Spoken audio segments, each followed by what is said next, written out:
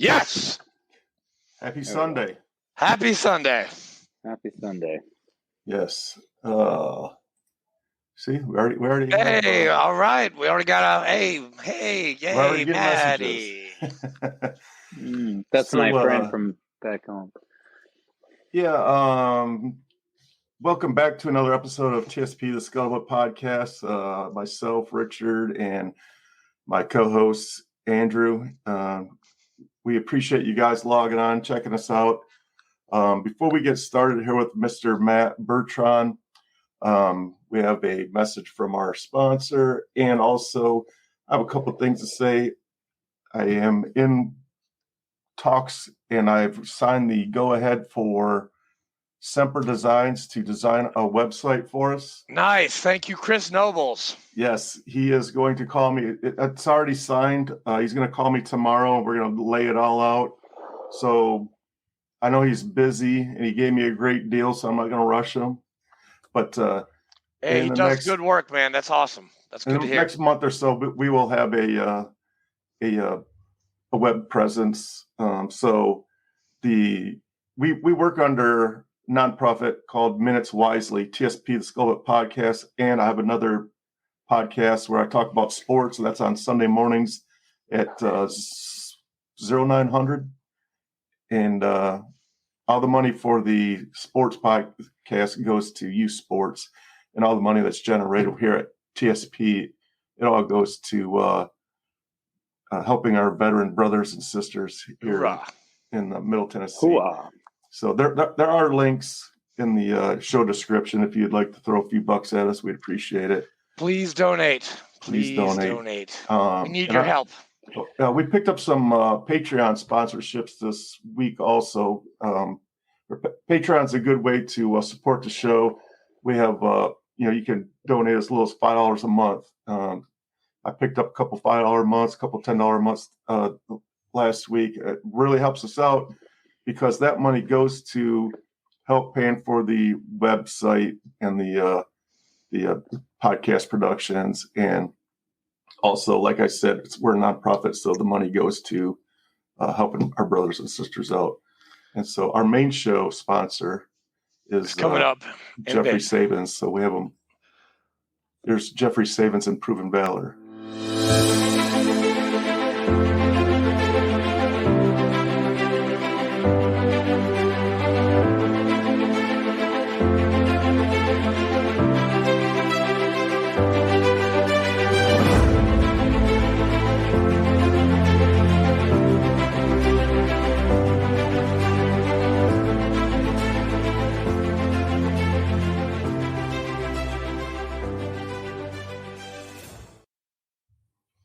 Nice. Yes, thanks, Gunny.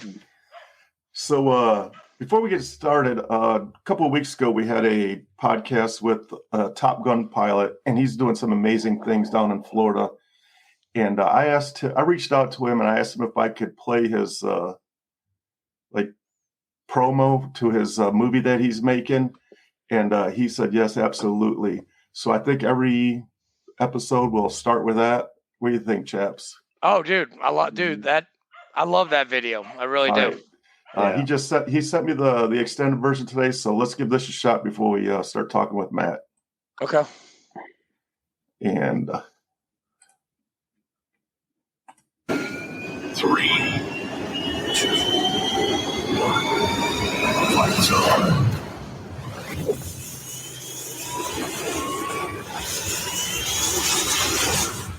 My name's Matthew Buckley. My call sign as a fighter pilot was Wiz.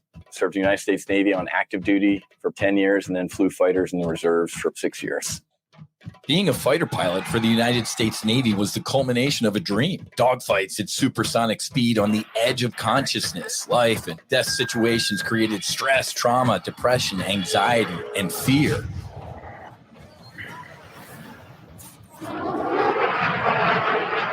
Substantially healed me, and I was in a bad place. I wish you could have seen me. I mean, the before and after was profound. I joined at 17, even with all the classes, even with all the training. It just the gravity of doing what we did for 20 some years was just heavy. and it weighs on me. It's like a giant backpack full of crap. We all have bad relationships. We all have things that happen. Doesn't matter whether you're a fighter pilot or whether you're a CEO or whether you're a filmmaker. It makes no difference. The stuff that gets said impacts the kids. We've had a relationship off and on, but the last 5, almost 6 years, nothing. Tom Bart. I was a F-14 guy, Top Gun graduate, strike lead, and I loved every minute of it. And I never got out of the cockpit for 4 squadrons in a row, so I was a little amped when I left the Navy. My intention here is to just stop dampening it with destructive self-behavior. The military does an incredibly good job of training you for combat and doing some pretty horrible stuff to another human being. And then when they're done with you, they do a pretty shitty job of transitioning you back to being a human. So I wasn't processing those traumas. I wasn't dealing with them. And unfortunately, for a long time, I was numbing them out with illicit drugs and all kinds of other stuff. And I see that in many of my friends now. There are lots of things, whether concussive bombs went off near us and, sent shockwaves through us or whatever it was.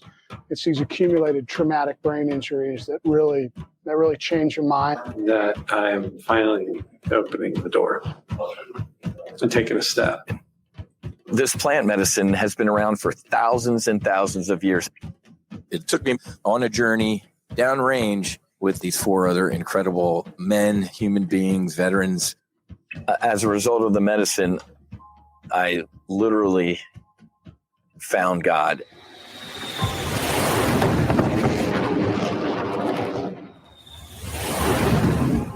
I took the ibogaine. It was like I got lifted up and then I exploded into forever. I felt infinity. I was like, I want to see the masks, right? The masks that I've been wearing, and everyone puts the mask on, right? You got to be raw with people. You got to be open. You got to be honest and quit the fucking sugarcoating, right? And so he goes, okay, here's 3 masks. And I grab them. I'm like, okay, he goes, put them in this box. And he burns it. I think that's when I purged. But I could definitely feel the presence of spirit and the presence of sources. Because we started out sitting cross-legged with our rattles, looking in a mirror with all this crazy music, and everyone's going shooka, shooka, shooka, shooka in that rhythm. Like, it just kind of teases things up, and I felt it coming on, and I went, oh shit, this is too much. That's when I put my eye shades on and I laid down. And for a few minutes, I just focused on breathing and just trying to remain calm and just trying to accept the medicine, and it just keeps coming. I mean, it just keeps coming. This stuff is powerful. Can't be throttle all the time. You got to back it off and slow down and take care of yourself and cool off. And that's just something I'm really bad at. So it was nice to feel.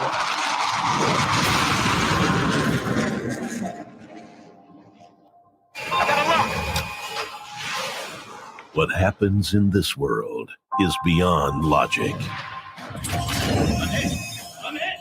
And when these heroes move from the speed of sound to the speed of life, the job really gets dangerous because so many of their wounds are invisible. Emotions get suppressed as a means of survival. Daniel Summers, who served 2 tours in Iraq, took his own life. He was just 30 years old. Sadly, he is not the first veteran to do so. 8,000 U.S. veterans commit suicide each year. That's an average of 22 per day. We're here to tell you this is not the way out. Literally 52 years of fucking ego, of regret, shame, pain, death, alcohol, drugs, disintegrated in the blink of an eye. I exploded into light, energy, love, indescribable. I can guarantee you that when you do the medicine, that it's going to go inside you and it's going to scrub away all the stuff that you have in your life that's painful, that's shaming, that's whatever word you want to put in there. It's going to go in there and cleanse your body so that you can start with a new canvas. That's God doing that. He's using the medicine to do it. And so I'm really looking to provide people that are at the end of their road another option and give them some hope. That's my bliss, is seeing other people, take that step and move out. And I just know in the community I came from, people won't do it unless somebody they know and love has done it before them. This project is filling a need for me to be a part of something bigger than myself. I got, 54 years of counseling in a 12-hour period with the medicine. But here's the one thing I want to make sure everybody understands about it. I realize my work has not even started, right? For me. I'm not talking about how we're going to end veteran suicide. We are. That's a done deal. It was peace. It was a peace that I have never felt before. We're going to be saving lives. We're going to be changing attitude. No higher purpose, no higher calling than helping your fellow woman, helping your fellow man.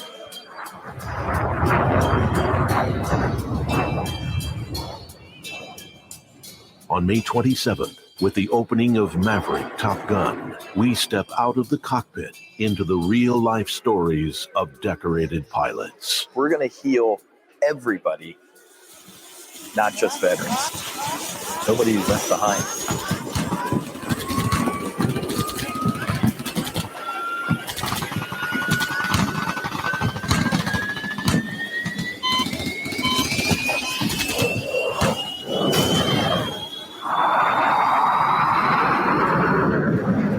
No fallen heroes.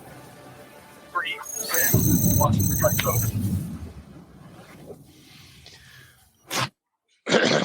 Whoa. Wow. Okay, so that's pretty intense, man.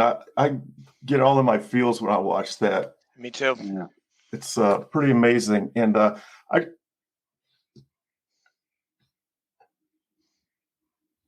on a second. You lose your train of thought, Commander?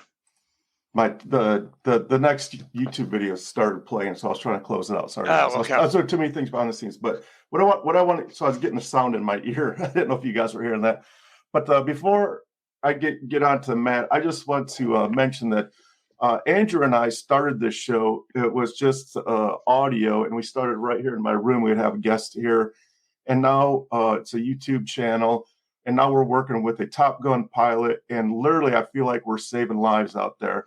I just want to thank Andrew for taking this journey with me. I'm super proud to do this work with you. Hey, this is your baby, man. I'm just here to look good. All right, I'm just here to look good. Yeah, I think we're doing the right thing. The word is getting out.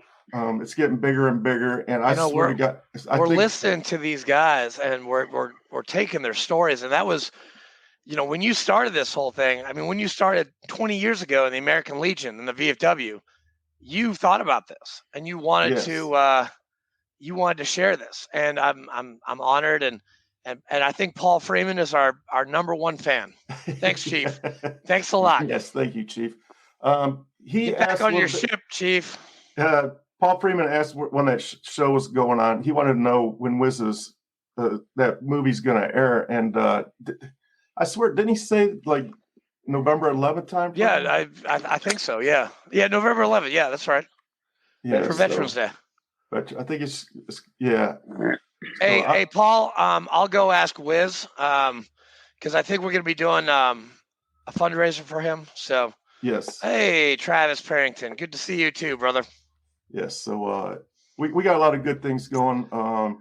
And at first I didn't think the pilot was going to be that receptive to us because, officers are on a different level. We actually asked, we asked, remember we were at that outing for Dogs of War. And we asked that Annapolis grad to jump on with us. And He refused. Oh yeah. He was like, nope, I don't want to do it. Yeah, but we got Uncle Si instead. So yeah, we did get Uncle Si. So it was a good, It's a good balance. Yes. Not only did Wiz agree to hop on with us, but now we're going to be doing some fundraisers for him. He's doing some great things, and we definitely love helping him out. And we're going to be doing some great things also. But that's good. Well, let's get to our guest. Yes. Sorry, I didn't mean to step on your toes, Commander. No, I was literally just getting there. Matt Bertron, how you doing, buddy? What's up, man? Hey, what's up, y'all? How we doing today? Fantastic. I haven't seen you in forever. Yeah, just a few hours ago, my friend. Yeah, I saw you at 0845 and having a life-changing event this morning, which is awesome. Amen. So usually we start off and let our guest introduce himself. So why don't you take a minute to introduce yourself? Okay, my name's Matt Bertron. I'm originally from San Jose, California. I am a U.S. Army veteran. Cav Scout. Oh yeah, I actually was gonna open with that for you, Andrew. Come on. You ain't shit. You ain't shit. I was medically retired. At first, medically retired from the Army for post-traumatic stress in 2010, and then I permanently retired in 2013, and then God had a long, crazy road in between that time frame and now. So, but yeah, that's pretty much the backstory of where I'm from, and I've pretty much been all around since. Well, not all around, I should say. I got out of the Army in 2010. I moved back to San Jose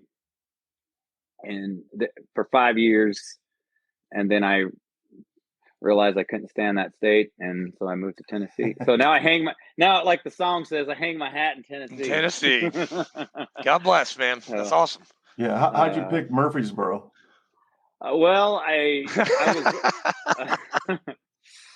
Well, okay. The backstory there is when I moved to Memphis back in, get my dates all mixed up here, 2016. It was for a company that I used to work for. Well, I always used to say, I wish they moved us to Nashville instead of Memphis. And then, so when I stopped, I got 100% total and permanent, right? So, and non-employable, so I had to leave that job. And then when I got my medical stuff taken care of, as we'll get into here in a little bit, I said, what the hell am I doing here in Memphis? So I got the hell out of there and moved to somewhere close to Nashville. So here I am. Yeah. Right on. And thank God you're here, man. Yes. Yeah. We saved you from Memphis. Hey, by the way, no offense to Memphis, but thank God you're here. No offense, JJ. Oh, dude, man, I was going to say it, but I was like, nope. But you said it. You just opened up Pandora's box right now. Yeah. JJ, we love you, dude. So, how was the barbecue in Memphis? No, it's really good. When it comes to food, I like Memphis. There's a lot of, you don't have a lot of your chain restaurants out there. You got a lot of your privately owned stuff out there. Yeah. So, I made up with the right people, and they always tell me where to go and eat. And it's a good town when it comes to food. It needs improvement on some other things, but it's not. So, if I remember correctly, like maybe a year ago, a semi took out a bridge, and like the whole freeway to going through Memphis was closed. Do you remember that? Yeah. So the I-40 bridge. It's old. It cracked, and that's what it cracked. Yeah, it cracked on one. I don't know exactly where it cracked. I think it was one of the structural beams that came up under it or something. But anyway, it took, I don't know, I think a few months to fix it finally. Yeah, it was down for a while. Because there were signs here on I-40 heading that way. I-40 in Memphis is closed. I was like, damn, man. Must have been a hell of a and they're crack. still working on those roads to I-40 to Memphis, okay? Because I saw all of them last night coming home. Yeah. Yeah, made the other. There's actually two bridges that go into Arkansas there. One goes into West Memphis, and that bridge was packed all the time because of the closure of I-40. Yeah. So Matt, actually, what you got to tell me this, man. I know I give you a lot of hell. I did today too, and I'm sorry about that. Why'd you join the Army? What got you the bug to join? Well, it's okay. The Army or the military? That's a hell of a funny story, actually. I love your stories, dude. So let me just go back a little bit. I kind of came up. How's the way to say this? I matured late, so to speak. So when I graduated high school, I was only about $1. I was about 5 inches shorter than I am now, and only so I was 5'10" then, and I was like 145 pounds. I was a little skinny runt. You're a runt. And anyway, in fact, because of that, my friends called me the Birdman. That was my nickname in high school. What? Yeah. So because I got bird legs and a wingspan, like, you know, I guess, nice, good one. My last name is Bertron. It kind of goes with it a little bit, you know. Anyway, but I lacked when I was in high school, I was a wrestler, and I lacked a self-confidence that I needed to succeed in that sport. And it was just not just in sports; it was in life in general. And I'm not going to sit there and tell you people like punked me in high school, but I don't know. Because of my lack of self-confidence, I felt like they didn't take me too seriously, you know. Well, anyway, I got out of high school and I just started working I was working at the sports bar I used to work for, and in San Jose. And then about when I was 21, I started working for Starbucks. Well, I'll never forget, I was in Starbucks one day, and let me go back. I had a Vegas trip planned coming up at this point. It was coming close to my 22nd birthday. And I was working, and a old classmate came in, and she said, "Hey, so what are you doing?" I said, "This." And she said, or I said, "How about you?" And she said, "I'm fixing to graduate high school or college." And I'm like, "Oh, congratulations, yada, yada." And then about an hour later, another guy came in with that I graduated high school with, and he says, don't laugh at him, "I'm in the Navy." So I, at that point, literally looked at myself and I said, dude, all these people I went to school with are doing something with their life, and here I am working at freaking Starbucks at age 22. You know what I mean? So anyway, so it got me thinking a little bit. And then right before I went to Vegas, me and my brother were at our buddy's house that lived kind of down the street from us, or from my parents' house, I should say. And then my brother made a drunken comment, "I think I'll just join the Army," or something like that. And I'm like, in my head, he was joking, but in my head, I'm like, that sounds like a great idea, actually. So, of course I was thinking, okay, it was 2003. So, you know, the wars had just kicked off, this and that. Well, I went to Vegas. Now, this is the funny part. Went to Vegas. I had a freaking morning flight at 05.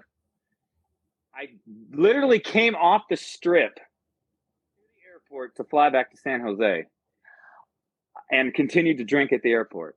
Got on the plane, had a couple more drinks. I was lit when I got picked up from the airport in San Jose. My parents were at school. I was the only one at home. An Army recruiter calls the house. I'm drunk as hell, looking for my brother. And I said, "He's not here." And he goes, "How old are you?" I said, "Sir, I'm 22. He goes, "Do you want to join the Army?" And I'm like, damn recruiters. I'm like, so I said, "Sure." "You come see me right now?" And I said, "Sir, I am in no condition to drive right now." And he's like, "Well, how about I come see you?" And I said, "I'm in no condition to talk to anybody right now."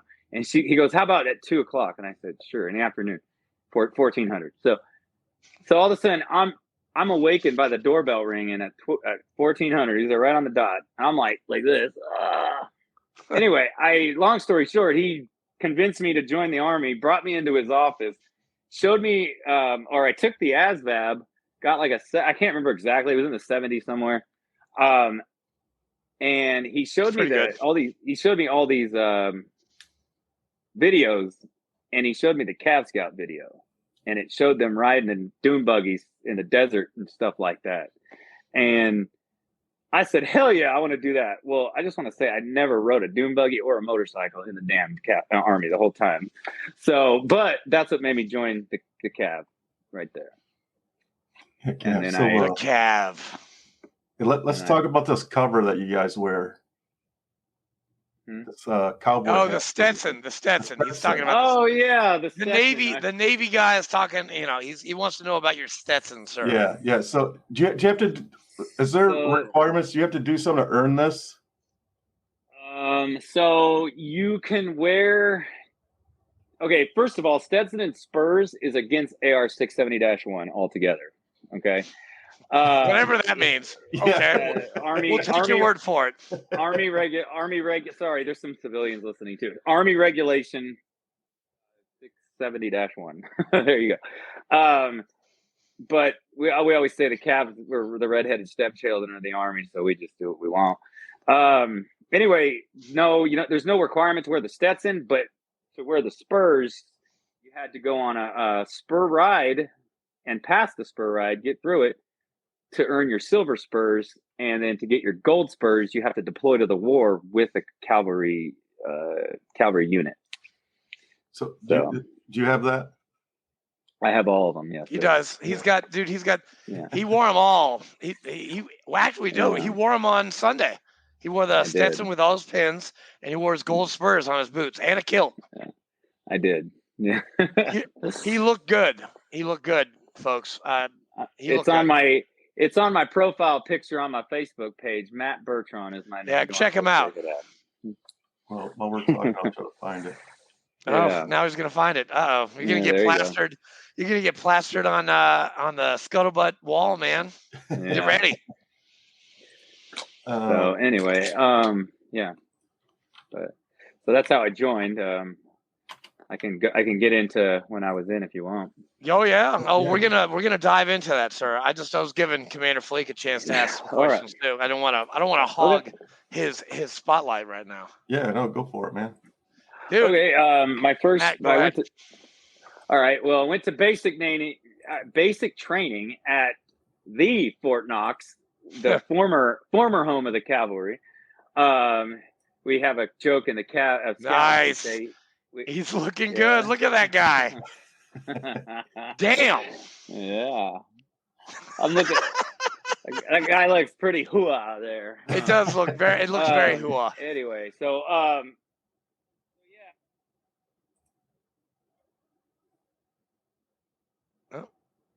lost him. He's frozen. I have to be nice to Andrew since I am on Facebook restriction. Hello? Paulie, no shit, man. No shit, Paulie. What the hell just happened? Oh, you froze. You froze for a second, man. I'm sorry. And I was giving Paul Freeman some shit. So continue, sir.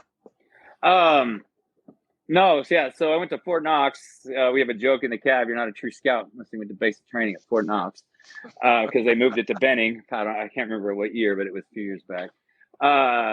So anyway, my first duty assignment though was with 1st Armored Division in Boudingen, Germany, with 1-1 Cav, and I'll just give that a quick rundown. So I was with that unit for 2.5 years. Andrew, I kind of told you about it earlier today. Back in 2005, I got there in 2004. Back in 2005, the division got orders to go to Ramadi, but we were put on 1-1 Cav was put on immediate reaction force. And how basically that works. One troop is on 1 month call. Then like Bravo troop would be on, say, 1 week callback, and then 24 hours for Comanche troop. And then every week it would switch. Anyway, we were supposed to go to Ramadi, but something happened in South Korea, and we got sent to South Korea for a few months. And for that immediate reaction force. So and then the rest of the division went to Ramadi. When we got back from Korea, we thought we were going to meet the division back there, but then they decided to shut 1-1 Cav down altogether after that deployment. So, it ended up being a couple more years, but anyway, that was the last deployment of 1 Cav. And so anyway, 2.5 years later, I PCS to Fort Hood with 1st Infantry Division, 6th Squadron, 4th Cavalry Regiment. 3rd Brigade Combat Team, 6th Fort Cav. And then and where'd you go with them?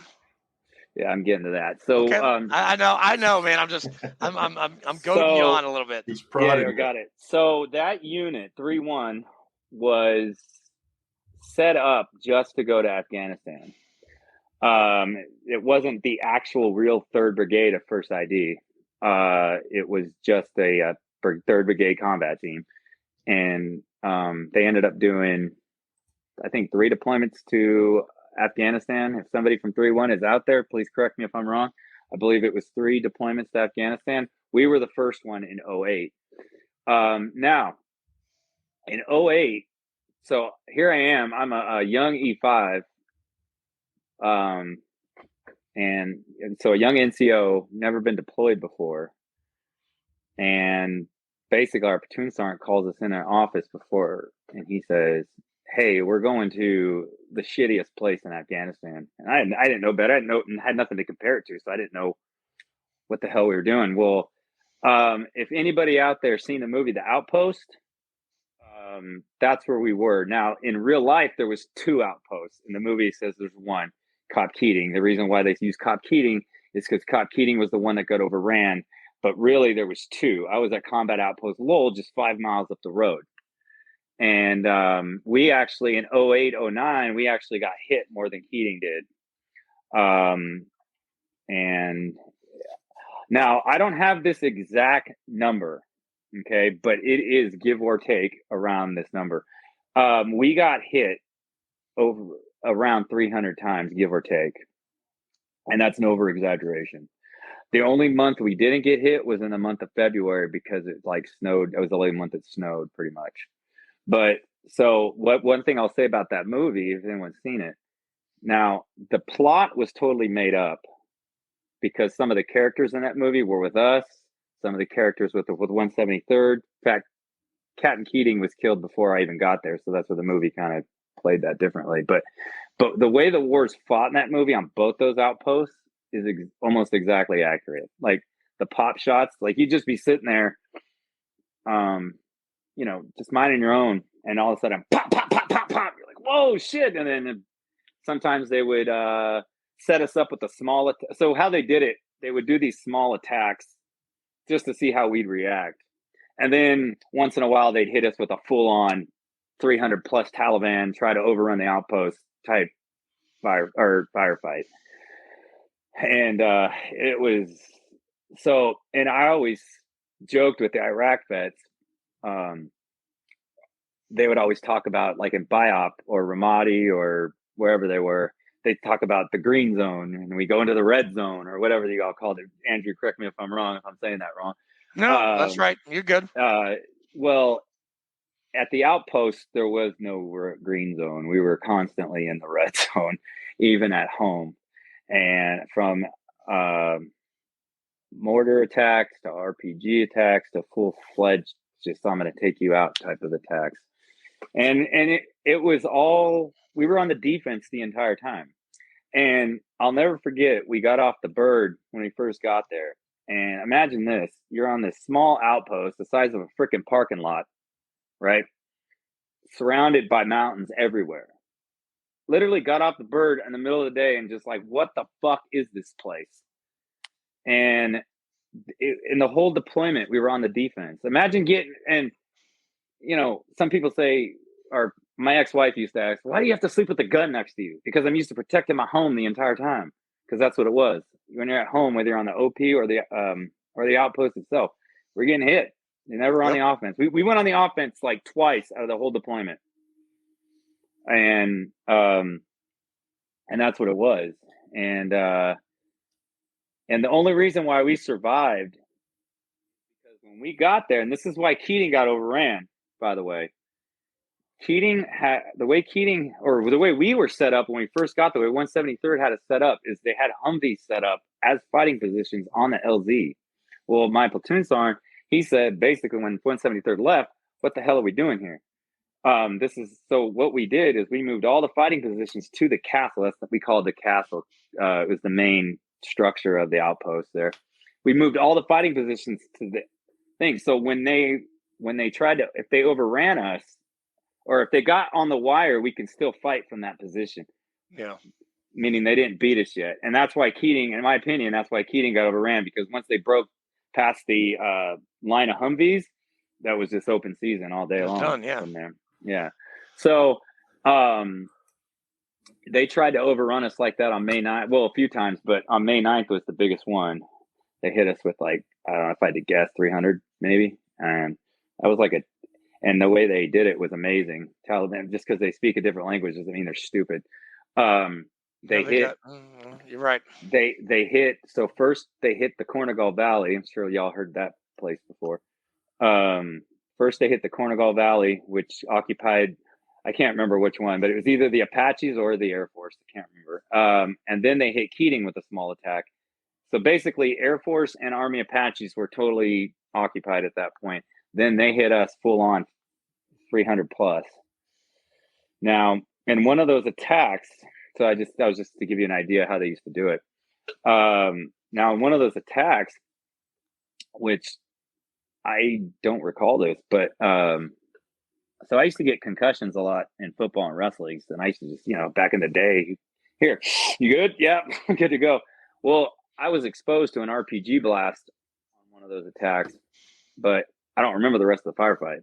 But apparently, according to my guy that I was fighting with, I was there telling him where to engage, doing my job, and I never went and saw Doc. The reason I tell you that, because later in the story, it's going to mean something.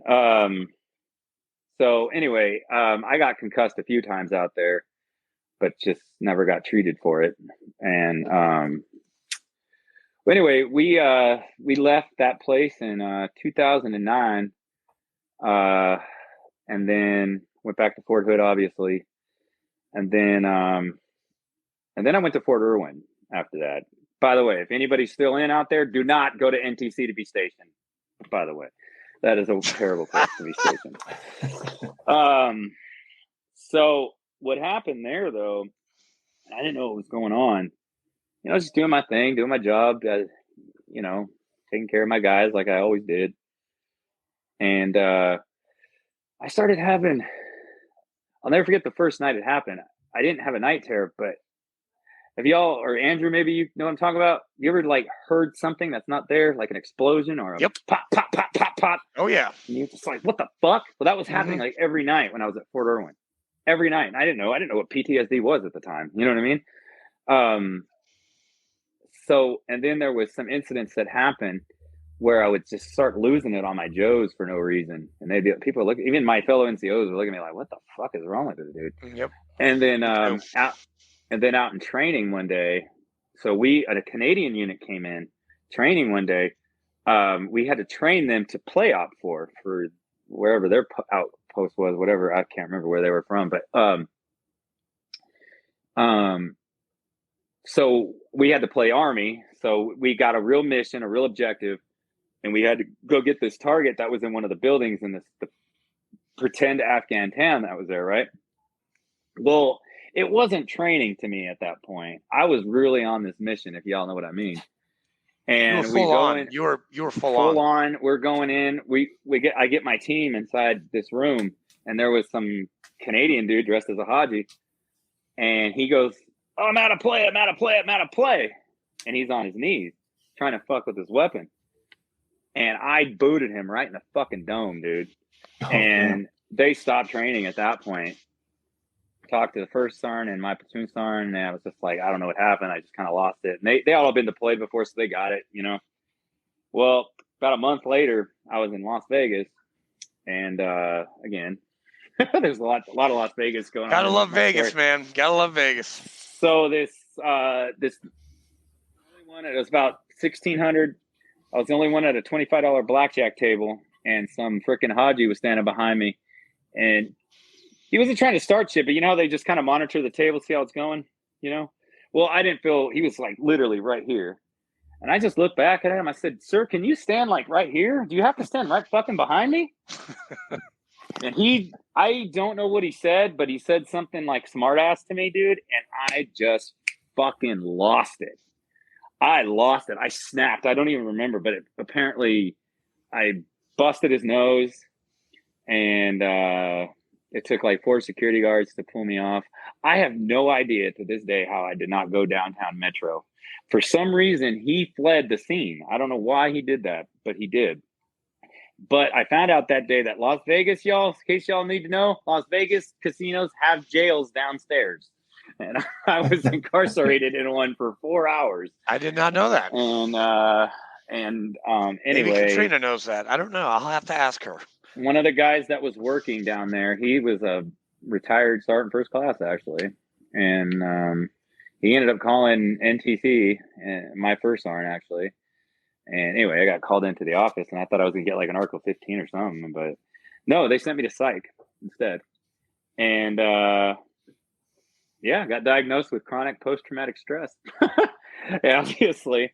And so I didn't know I could have fought this at the time. I thought I didn't have a choice, but they medically retired me at the time at 50%, which I thought that was weird because I didn't want to get out, right?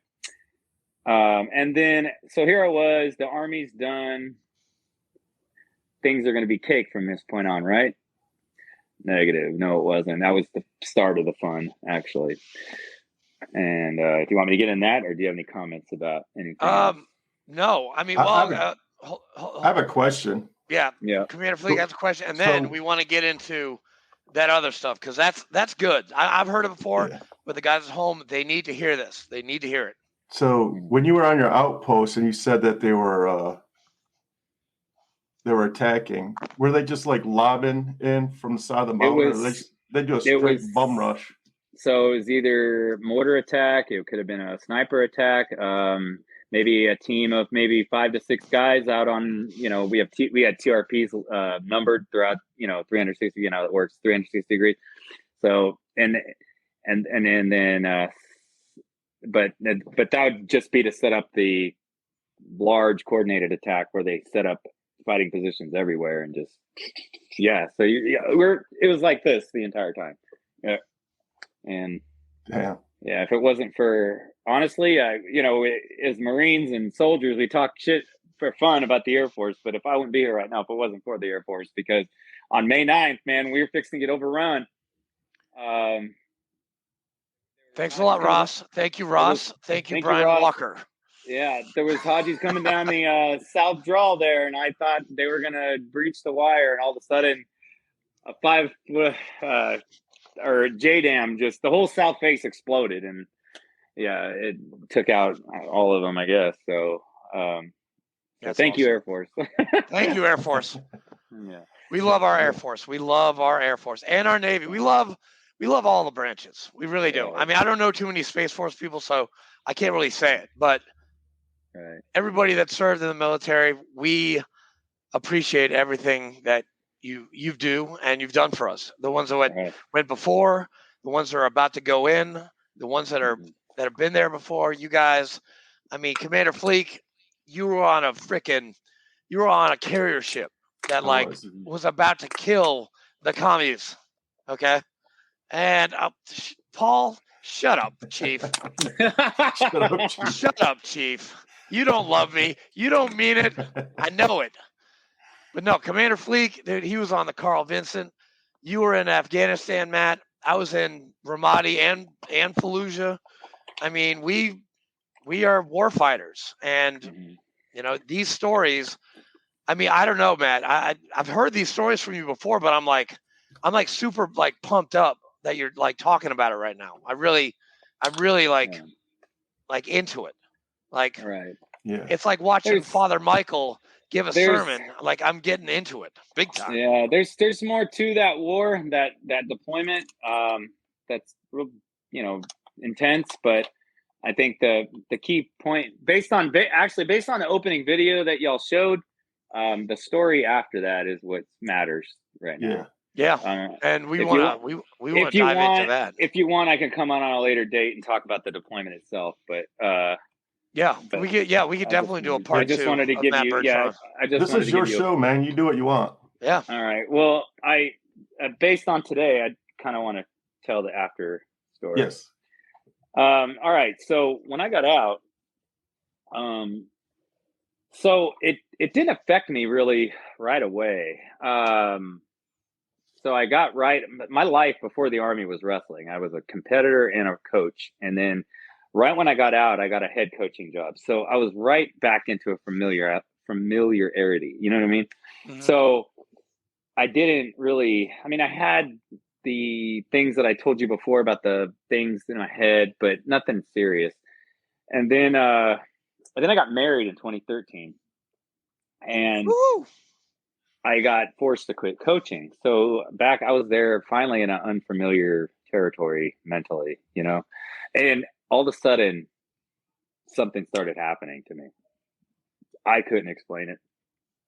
I was literally reliving that war, a firefight, always a different one, every single frickin' night. Everything would remind me of it.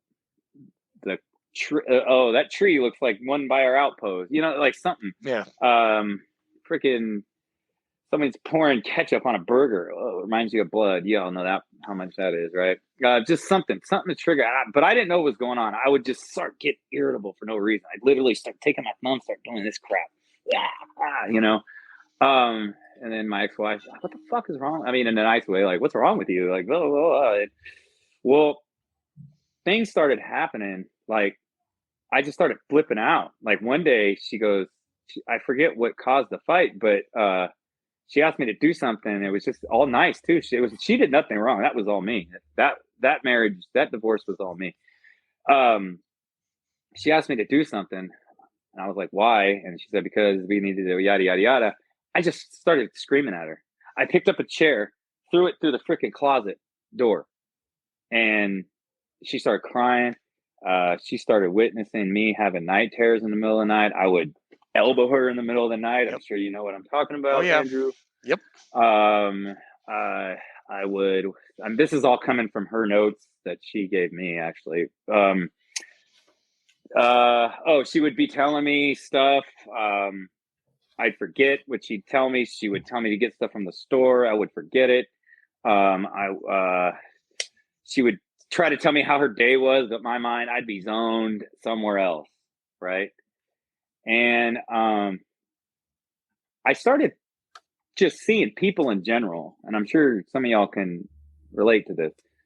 I started asking, what the fuck is wrong with everybody? At that point, everybody was fucked up. I said, I left for the Army and came back and everybody fucking changed. But in reality, it was me that changed. I did, not them. Right. And I would just seriously, what the fuck is wrong with you, dude? Like, what is wrong with people? And just more and more things started happening. And then I finally got linked up with this therapist at the VA in Palo Alto, California. Dr. Emily Hugo is her name. And she obviously didn't cure the condition, but she educated me on it, where I knew it was finally happening with me. I said, okay, I got what the Vietnam vets used to have, like that's how I related to it. Right. And anyway, that led to my divorce to my she was my second ex-wife at the time, actually. First one was one of those boot camp marriages. I'm sure you all know what I'm talking about. Oh, we got a guy. He's on his fifth wife right now. And his name is JJ as well, which is really weird. He always was marrying strippers. I'm like, dude, they don't love you. Yeah. You can't marry strippers anymore. Yeah, right. Strippers do love you, damn it. Well, the condition ended that marriage, I'm going to say. I'm going to call it that, right? And then I remember after that, I was really broken up about it. And because what's wrong with me, right? And then my therapist, now this is key. My therapist said, hey, Dr. Hugo said, you need to put a face on it. And I said, a face? Because I kept saying, I don't know what it is. It's like invisible. It's like attacking me, but I don't know what it is. So I wasn't technically Catholic, but I came up going to Catholic, like, believing Catholic type Christianity. So she said, you can't engage an enemy in Afghanistan until what? And I said, what do you mean? She goes, okay, you can't just start shooting at anybody, right? You got to have, and I said, positive identification, like that, right? And she says, yeah, because it's an invisible wound. So what I want you to do is put a face on the wound. So I envisioned it as a demonic entity, right? So that's key to the story here. So every time I would feel the irritability, or I'd have a night terror, or I would snap, or y'all get the idea. Yeah. I would say, oh, it's the demon attacking me again. You know what I mean? So that's how I kind of coped with it and put a face on it. Oh my God! Now I understand why you when I first met you, you kept on saying that. I was like, yeah, what demon is he? I'm like, okay, now it's clicking. It was just it was the face I painted for the condition. Yeah, okay, I get it now. But as the spiritual person that I am, I truly believe it is a dark demonic entity that found a weakness in me caused from that war and decided to attack it. That's how I truly believe, really. So anyway, so this actually started before while I was married, but I started turning to alcohol to combat this, which I will tell everybody on this podcast, do not do it. Do not do it. But unfortunately, when I was feeling like that, the drink would make it better. I use the word unfortunately very clearly. Unfortunately, it worked. Like if I was feeling, oh, I'm going to kill this motherfucker. Oh, no, I'm not. Yeah, like literally, like it would work. Unfortunately, work. Why other people would talk about it, make them more angry. Me, no, it brought me back. Yep. Self-medicating. That's right, Paul. And so that went on for years after this. Now, but I was functioning alcoholic at the time. I was still going to job. I was still doing my job. I wasn't getting drunk at work, but I would literally get off work. I couldn't wait to get to the bar though, because you're trying to focus on work and the entity would creep up and you're like, just get me to the bar. I need something to take this freaking thought away. You know what I mean? So, so that's what happened. And I was spending all kinds of money on booze. I think I spent like $2,100 1 month on booze. It was bad. So, yeah. So time went on, in California, and, I got this girlfriend back in 2016, and I fell for her hard, really hard actually. And she left me because of the condition. She left me because I would elbow her in the middle of the night, or we'd be in line somewhere and there'd be cars everywhere, and I'd, like a drive-through or something. I'd be like, can we just get the fuck out of this goddamn drive-through? What the fuck? How it is. Just totally in line, just totally impatient with people in general. Like I've been in line somewhere 30 seconds and I'm like, could people fucking hurry up? Like what the fuck? And it freaked her out. So she left. Now listen to this chain of events. She left me, broke my heart. Then, before that, I was the night terrors are creeping up every fucking night before that. So dealing with that again, plus she leaving me. Then on top of that, one of my soldiers that I had in Afghanistan, who I got home safely to his mother, killed himself. So he was one of the 22. Sorry, man. I went down the darkest path known to man at that point. I was told by an author one time, don't pull any punches when you're telling these stories. All right. So I'm not going to pull any punches. I could not proudly say that I was going to Vegas every month. And I could not proudly say that this is how bad it was. I was not only getting shit-faced every fucking day and going to Vegas once a month, I was snorting freaking coke off hookers' bellies at one point in Las Vegas. Okay? That's how bad it was. I came home to California one time and my mother said, who's listening right now? Hey, Mom. Hi, Mom. Hi, Mom. I had red on my nose, my ears, my forehead. People, what's wrong with you? Why do you have red all over there? I wasn't going to be like, yeah, because I just went on a 5-day bender in Las Vegas with coke and alcohol. All You know what I mean? So, yeah, so it got pretty bad there. And so then my guy killed himself, right? Then so I was in your my mom studio. says hi. Hey, Ma. So I was in my studio apartment in San Jose, and I'm having one of these, and just like freaking the fuck out, and no end in sight. You know how that is. I was suicidal, severely suicidal at the time. I pulled my 40 out of my safe. I put it to my head. So my safe would say here. I had my mirror here in front of me, and I had it here, and I was shaking, and I dropped the magazine right there with it to my head. Boom, click, cleared it, threw the pistol in my safe, slammed my safe shut, slammed my head against the mirror, shattering the mirror in 100 pieces. That balled up into a little freaking ball. And I called my mom after that, and I said, take me to the VA tomorrow. I almost killed myself. So she came over that morning. I was drunk as fuck when she picked me up. And by the time she got me to the Palo Alto VA, I was having, what'd you call them, DTs, right? DTs, yeah. I was having severe DTs. Just my blood pressure was like 165 over 90. Holy shit. Like that. It gets worse than that. But anyway, that was my first trip to the psych ward right there.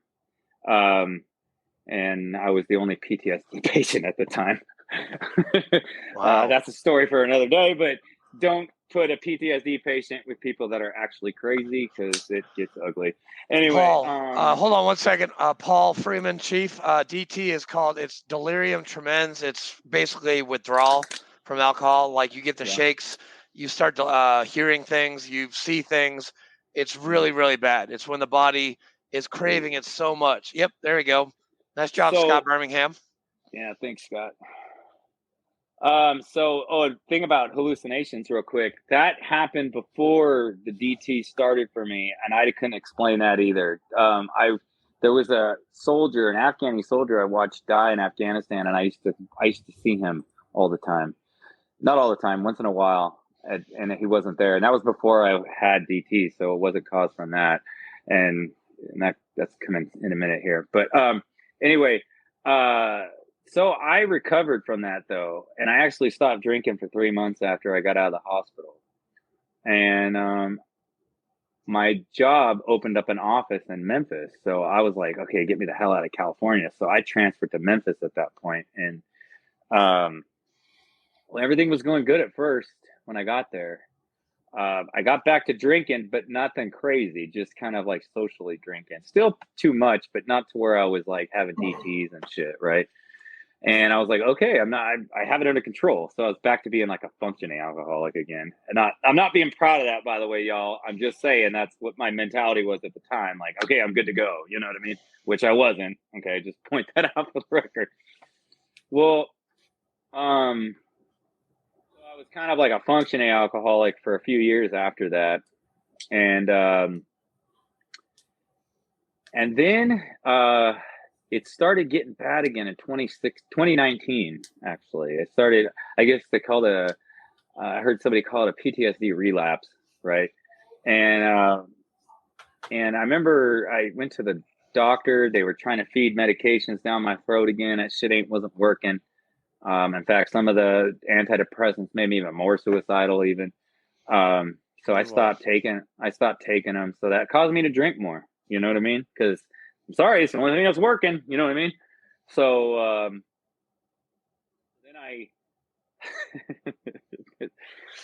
then so 2019, so Christmas Eve, that was an anniversary date for me. So I remember that's when I started drinking again, like a fifth a day.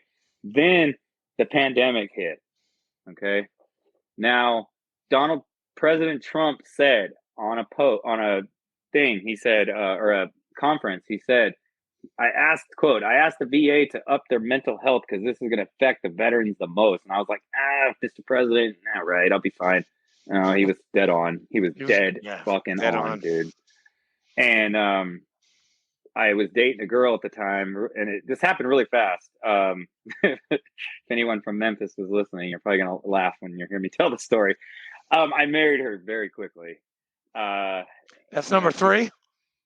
Number 3, yeah. That was number 3. Okay. And I didn't know this at the time, but she suffered from bipolar disorder, and everything was fine at first, but never mix bipolar disorder and post-traumatic stress under the same roof. Don't do it. It doesn't even sound attractive at all.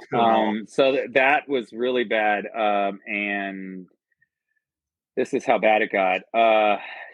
Usually a wife you'd expect to be there for you. No, she would antagonize me. I was having a mental breakdown one time, and she was on, bipolar people. They're up or they're down. There's no balance, right?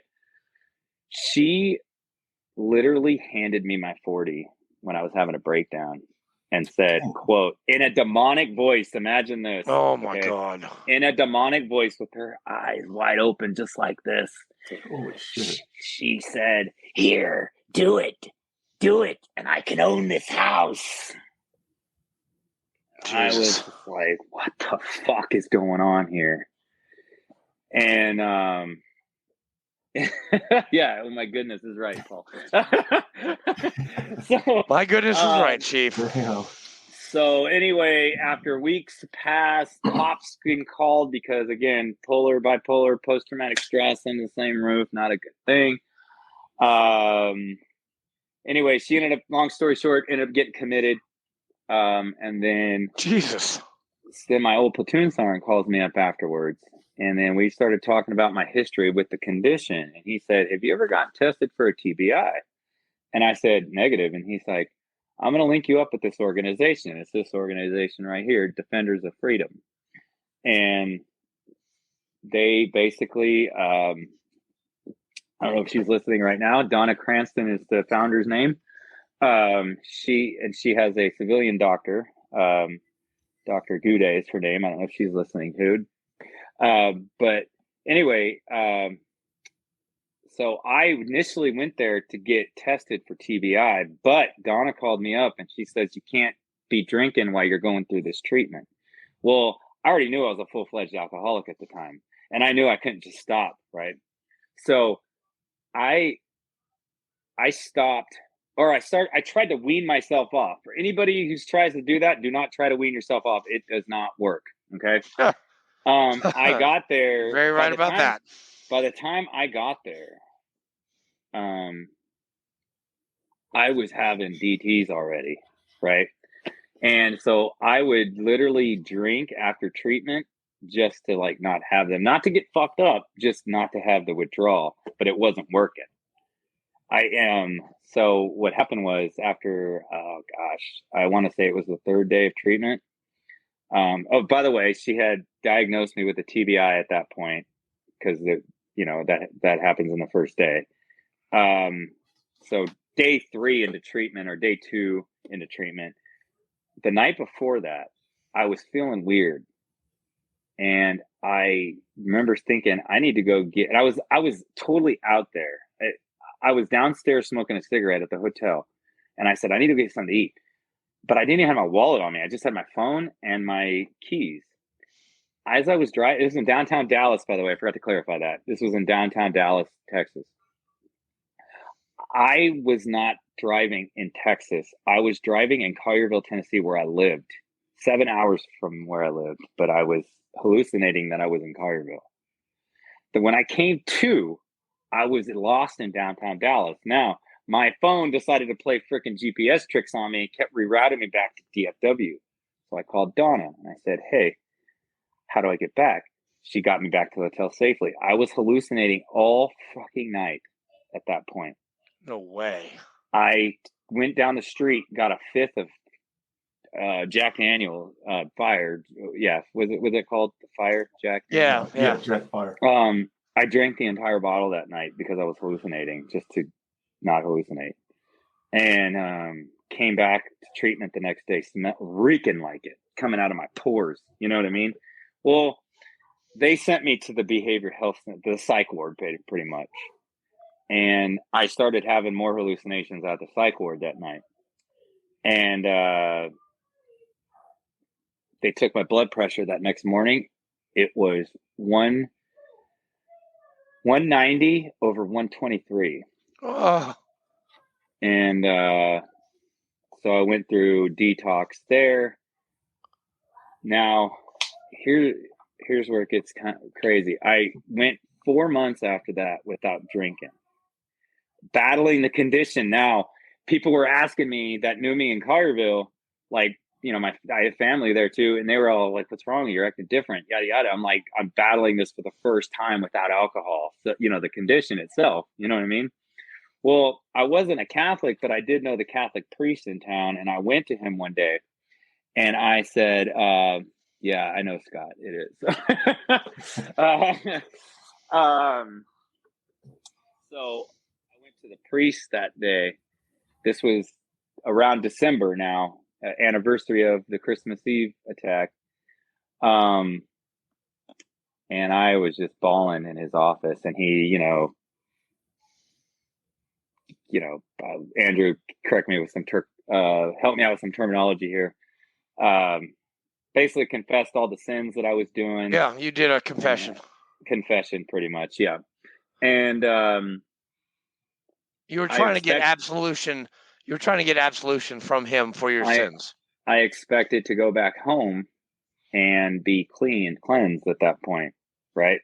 No, I wasn't. I felt that dark entity was kicking my ass at that point. And I was 4 months sober at that point, and I felt the darkness. I felt the devil himself in my freaking blood, and saying, "Hey man, there's a freaking bottle of Jameson that you stashed a months back in the freaking cabinet back there," And here I am, all of a sudden I was crying. I was just, oh man. And I just took that bottle and just went pop, pop, pop, pop, pop, pop.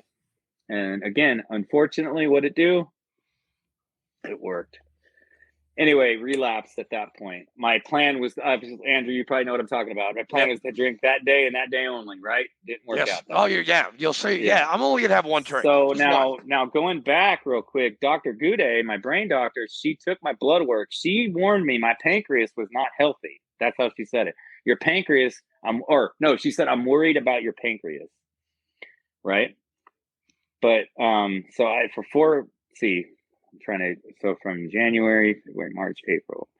So 5 months I drank again, right?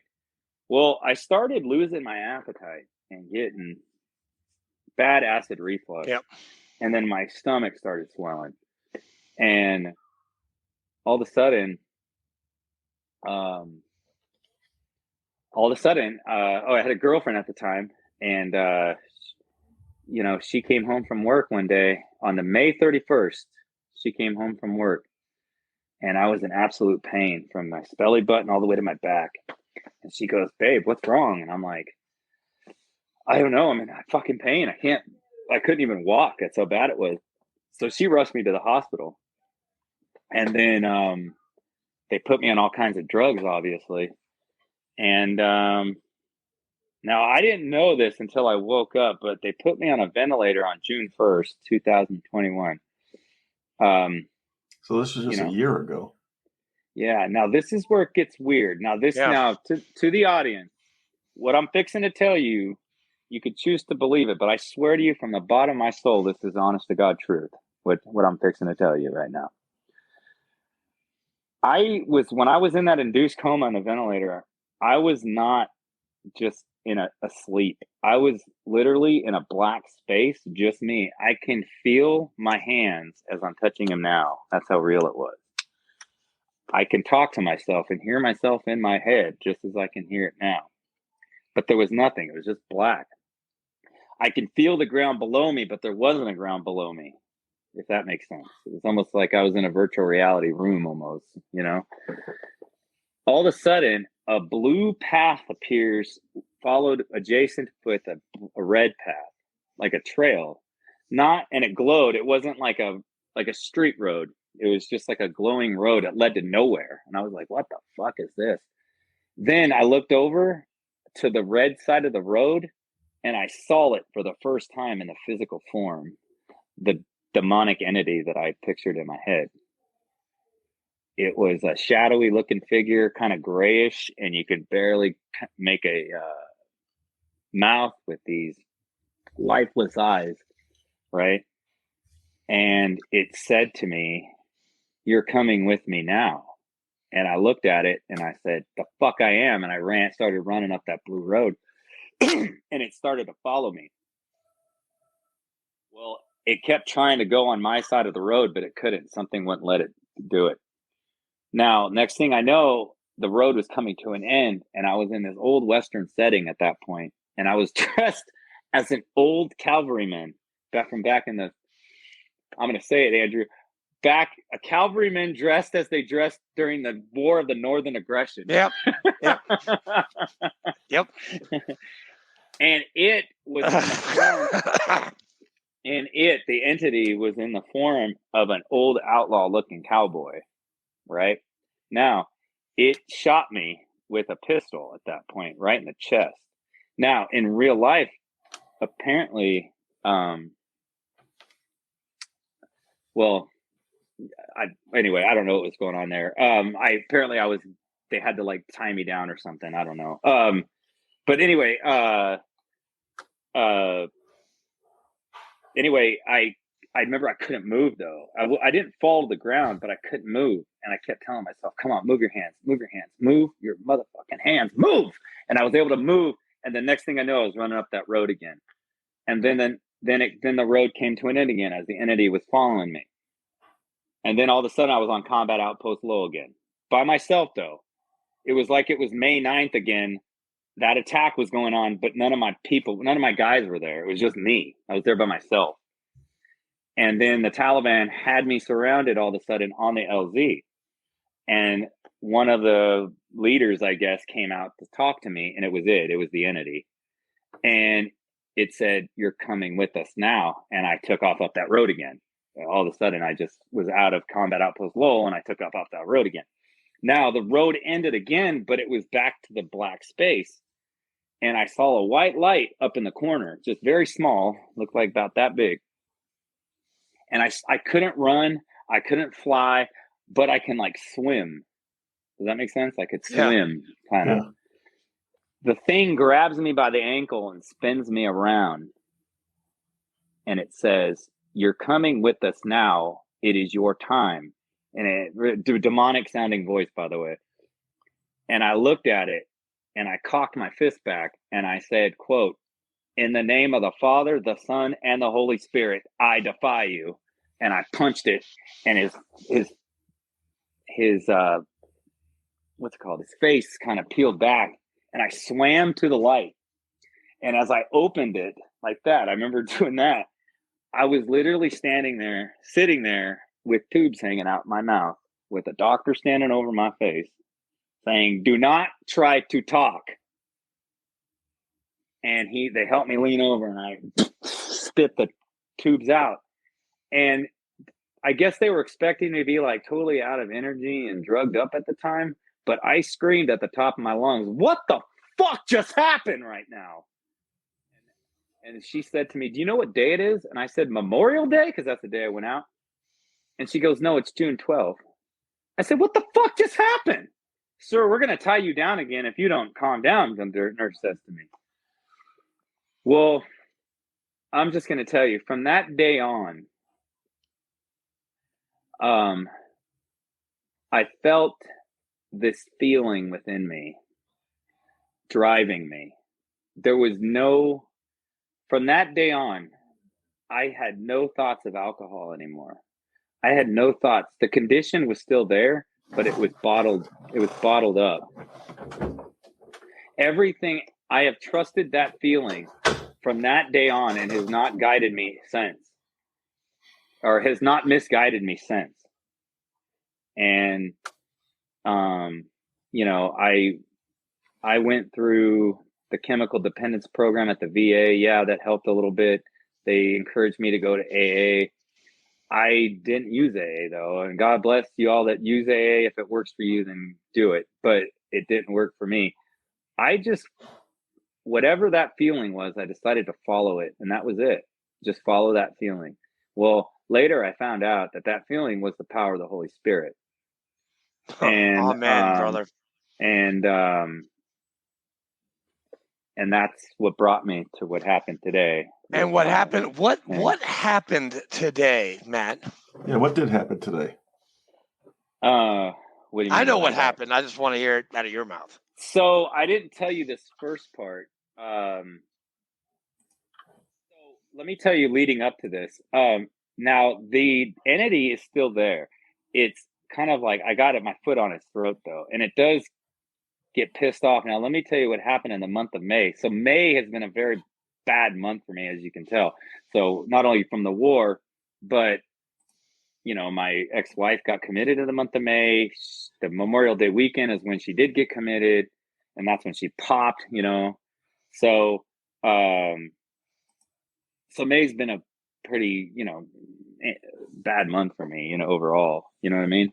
Yeah. And so the dark entity tried to fuck with me all month, tried to get me to crack, but it didn't. Now, what happened today, when they called us up there, Andrew, when I forget what he was saying, and I'll tell you, you'll understand why I forgot what he was saying in a minute.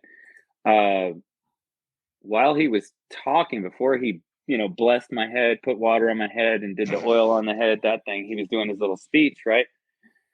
The entity was fucking with me. It literally, I felt its presence. You know what I mean? And at St. Paul's, you felt it at St. Paul's. Felt it. Which, by the way, I'm sorry, I'm going to cut you off for 1 second, Matt. Matt got baptized today in the Episcopal Church at 0845. That's him. That's Matt getting baptized by Father Michael with the acolytes and his two sponsors, David and myself. And he's getting the water, he's getting the oil, and it's the Holy Spirit is now has been washed over Matt's body. Yeah. And that happened today. That happened this morning. And I teared up a little bit. I did. It was kind of it took me back to my own baptism. I was really proud of you today, man. Really proud of you. Yeah, thank you. And so before that, it's great you showed that picture, because what I'm telling you, the one where he had my head bowed and he was putting that on my head. So this was happening. So what was happening, though, in my theory, what was happening before that is the entity was pissed off this was happening. And I know you did, Mom. I know you cried.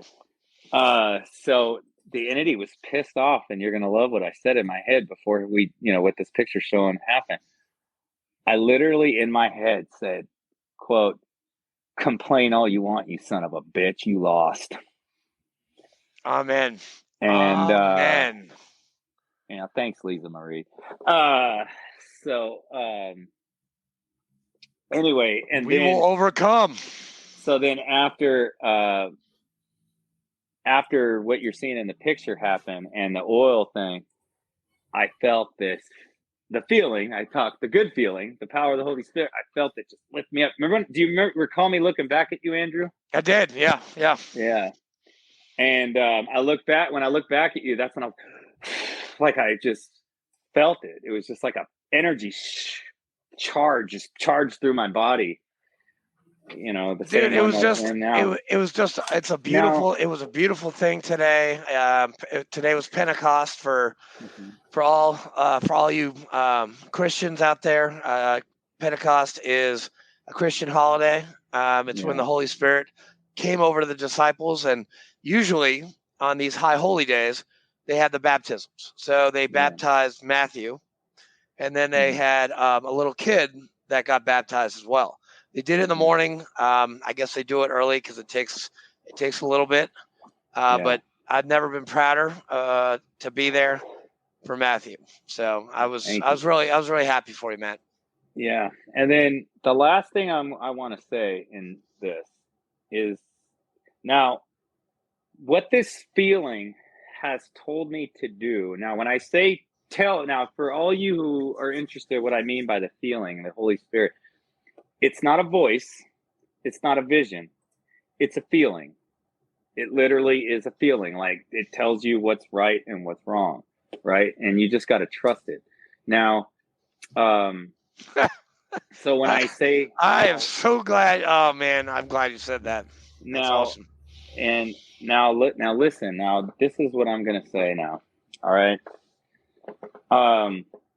I promise you, there's a lot of you out there that don't believe. There's a lot of you out there that are semi-believers. Now, I'm not a priest. I'm not a preacher. Not yet.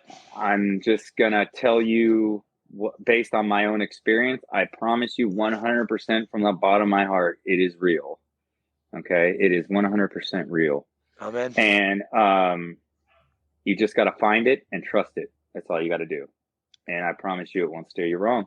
Now, here's what I'll say. I'm not trying to preach to anybody. Now I bring up that feeling is because I'm sure a lot of you have seen me post a lot of my stuff on Facebook. Now I'm training to be an amateur boxer right now.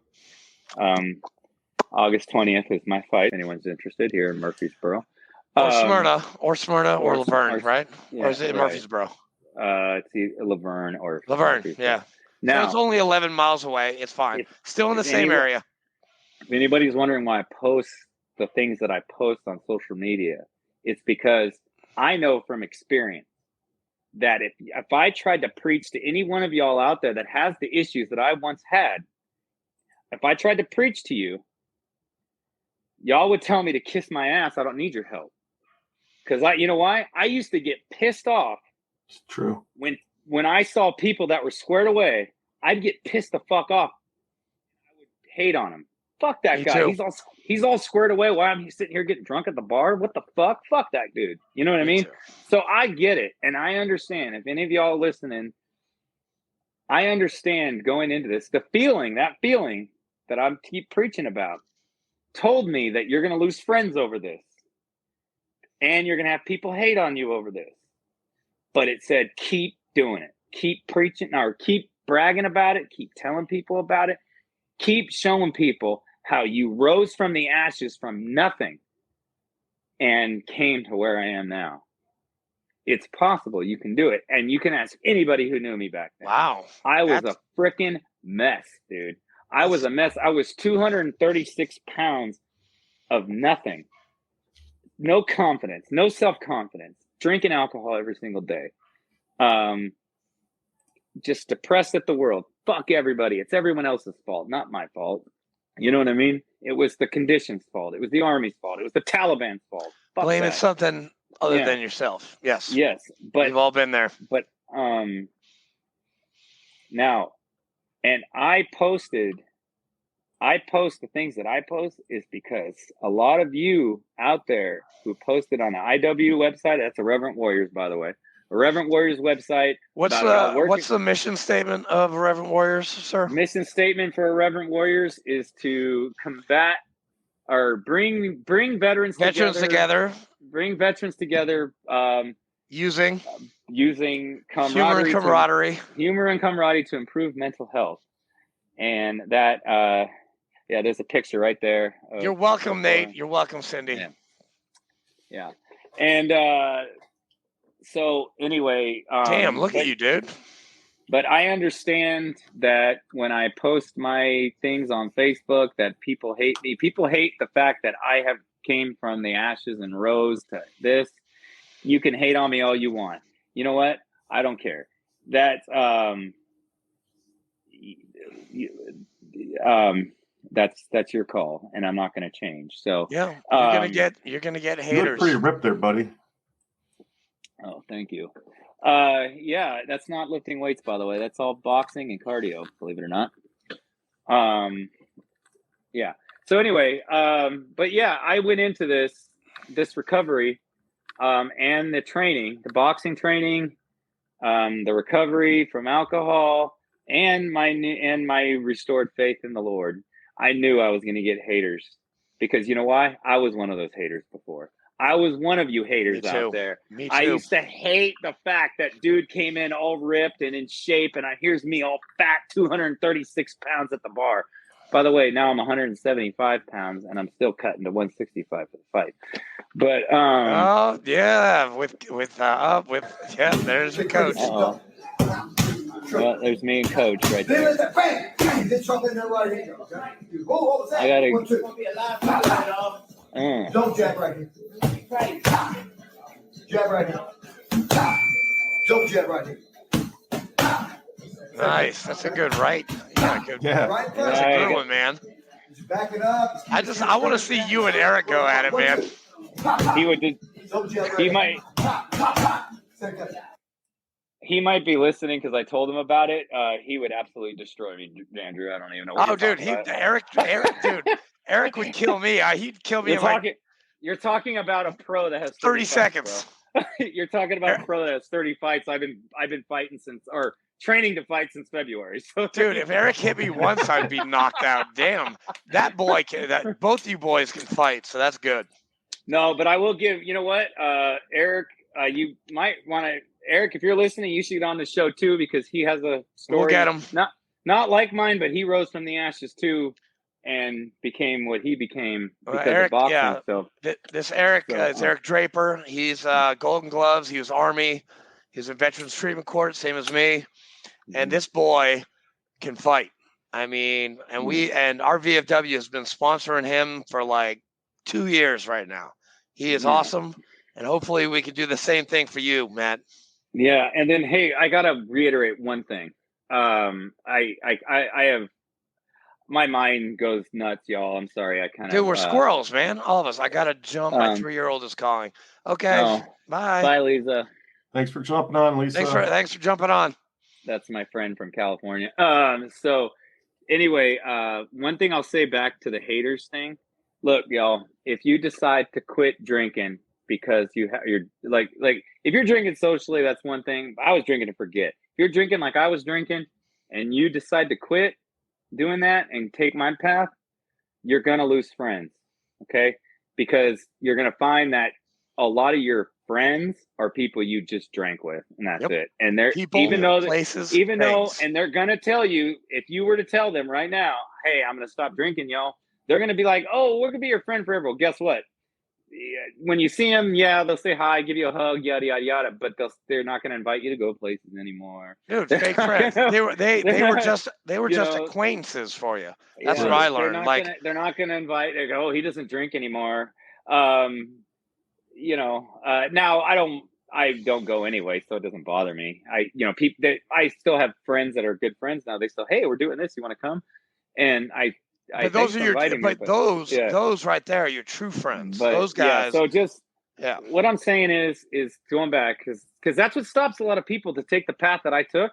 What stops a lot of people is the loss of friends and just the total change of lifestyle. That's what it's fear. Fear is what stops people like us from people like me and Andrew who went down that dark path and rose, right? The fear of loss of friends and the fear of not knowing what the fuck you're going to do with your life is what stops you from doing it. Well, I say fuck it and just do it because I promise you feel better. And dude, you think more logically too. And the promises will be filled. I mean, dude, I've got shit coming back in my head that I haven't thought about in years. And people are like, how do you remember that? I'm like, dude, I stopped drinking. I'm starting to remember shit again.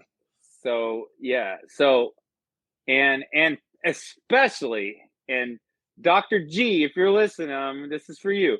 Especially if you have a traumatic brain injury like I have. Do not drink alcohol with it because that makes it 10 times worse. And I know what a lot of y'all thinking. Wait, you're a boxer with a TBI? Yeah, I never said I was sane. Oh, okay. Yeah. Now, what I'll say to Donna and Dr. G, if you're listening to, would you rather me get hurt in the ring or die drunk? I will not. I promised my mother and people that were close to me when I got out of the hospital. I said, I promise you one thing: I will not die drunk. And that's basically what I am. Dude, and that's pretty much it. This has been an amazing show. We got a lot of feedback on it. Well, actually, I can't see it. Commander Fleek, probably a lot of feedback tonight. Yeah, I think you just see it. Yeah, click on that comments. Yeah, I've been up on top right. Chat. I think it says chat. Is chat. Can you see those? I'm not sure. Oh, there it is. Yeah.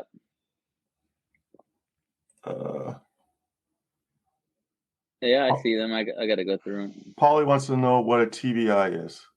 Oh, traumatic brain injury. It's basically, yeah. Oh, and that's another thing that people need to understand too. So, what mine's mild. There's people with worse. It's gosh, I should have talked to Dr. Gude before this. It's right frontal lobe brain damage, and what it is just nerve damage. Now, and it's caused from multiple. It's the same injury fighters get, same injury football players get. It's from multiple concussions, is what it is. Yep. Right. Yeah. So what they're going to find out, and what they're already finding out, Dr. Gude is already working on it. Is a lot of these people, I'm one of them, obviously, I just said it. A lot of these people that get diagnosed with PTSD back then are finding out that the whole time the medications didn't work is because they had a TBI. The entire time. TBI mirrors the TBI symptoms, the mild one, like I have, mild TBI, it mirrors post-traumatic stress disorder. So PTSD. So like if you look at the TBI symptoms and the PTSD symptoms, they are almost exactly the same. So that's why they're being misdiagnosed. But people like Dr. Gude, she is,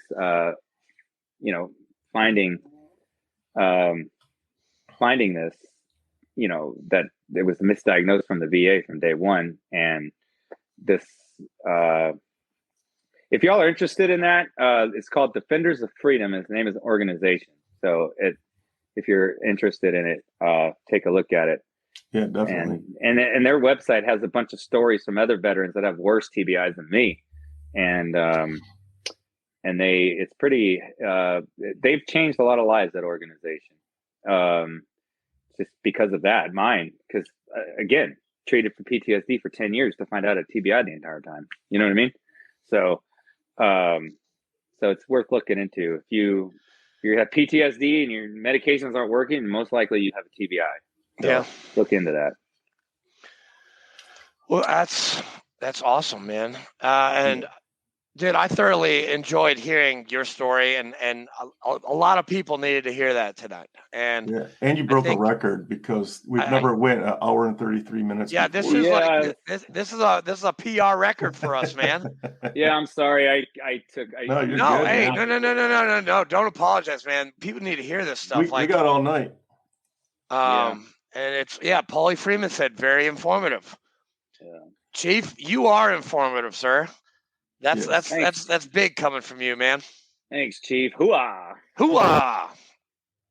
But Commander, you got anything else, man? No, man. I just want to say thanks for hopping on with us, and God bless you. And I am so glad that you won, because now you're a member of our VFW, and we get to hang out now. And we get to hang out with you, and we get to, and you get to be our PR guy, or on the team of our PR, and head it up and get us sponsors for the golf tournament. And I don't know, just do some. I know you're going to do some amazing things with us, and I'm proud to take over as commander. And I want to learn from you guys, because I've never been commander before. So I'm gonna be talking to Fleek over here, to Matt, to Dave, to all my officers, and we're gonna crush this year, man. We're gonna crush it. Yes. Hooah. Well, what do y'all say in the Marine Corps? Aye, sir. Aye, sir. Hoorah, sir. Hoo-yah, Chief. Hoo-yah. But hey, Matt, I love you, man. Commander Fleek, I love you too. Yes, I love you guys. God bless y'all. May the power of the Holy Spirit bless everybody. Amen. Yes, sir. And thanks for everybody for jumping on. We appreciate it. See you guys next week. See you next Sunday. 1900 Central Time. Hoorah. All right. All right. Good night. Thanks for having me, y'all. Appreciate it. Thanks, Matt.